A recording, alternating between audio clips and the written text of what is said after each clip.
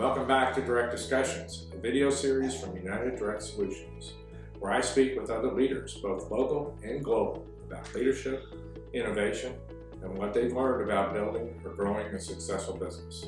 Maggie Harlow is the owner and operator of Signarama Louisville Downtown, one of the city's most respected businesses and go-to locations for companies looking for innovative, beautiful signage. Also, part of our discussion was Maggie's 20-year journey learning how to say no, empowering your team through more strategic involvement, and the pride of helping to shape the future of leaders, which is one of my passions as well.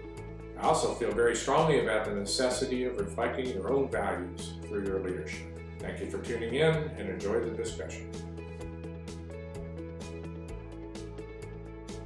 Tell me a little bit about why you chose to get in the signage and brand visuals business. It was a very intentional choice to be in this particular industry when I started shopping to own a business. I grew up in franchising, my father's business, a car business.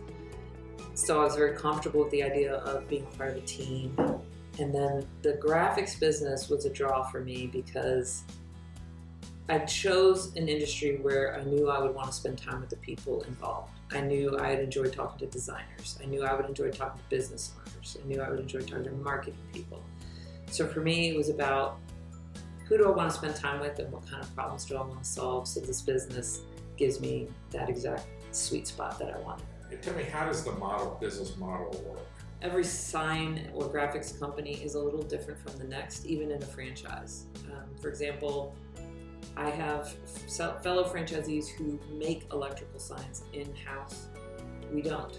So we might sell electrical signs, but we'll partner with a fabricator. Every sign company is sort of a reflection of its owner, like dealing with the local business owners, and we like to come up with creative, fast solutions. What are some of the biggest challenges you've faced in growing your business? So for many years, it was just yes to everybody, trying to be all things to every kind of client, and then learning, actually, I really want to focus on certain kinds of clients or certain kinds of projects where we really have the most fun, we shine, we do our best work, the most satisfying. So learning to kind of being willing to trim back on certain things and say no has been a 20-year journey. And it will continue. Yeah. Tell me what has worked for you. I'm a futurist by nature. I can project myself into a lot of scenarios, which has gotten me in trouble sometimes because I think, well, sure, we could do that.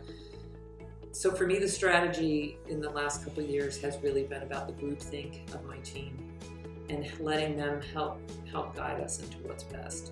What are you most proud of? I'm most proud of developing our leaders. It has been a real test of faith for me to turn the business over to them, to let go essentially, let them make a lot of the decisions. Sometimes I'm like, well, I don't agree, but if that's what you guys want to do, that's what we'll do. That's hard. It's really hard to do, but it's so satisfying when it goes well. That, for me, in the last handful of years has been the most satisfying thing about owning a business, is letting the business be a place where people can really apply themselves and grow themselves. It's really cool. If you had one piece of business advice to share, your business should reflect your values and what you care about. That makes the work so much easier. For me, my values have to be reflected in how I run it, and what I do every day, and what I'm making. And I think that makes me more successful because I care about it, as opposed to it just being a transactional experience of I sell this or I sell that. This is fun because I get to reflect a little bit of me here. In your opinion, what makes a good leader? I think a leader has to care. I think a leader has to show that they care either about the outcome or about the team. They have to show that passion for what they're doing, and that there's a heart involved. There's a core to it. Like, what are we doing here? Why are we doing it? I think that's the most important thing, and to get everyone motivated and inspired to follow a leader. Well, Maggie, it's been great catching up and spending some time with you. I really appreciate spending time with us.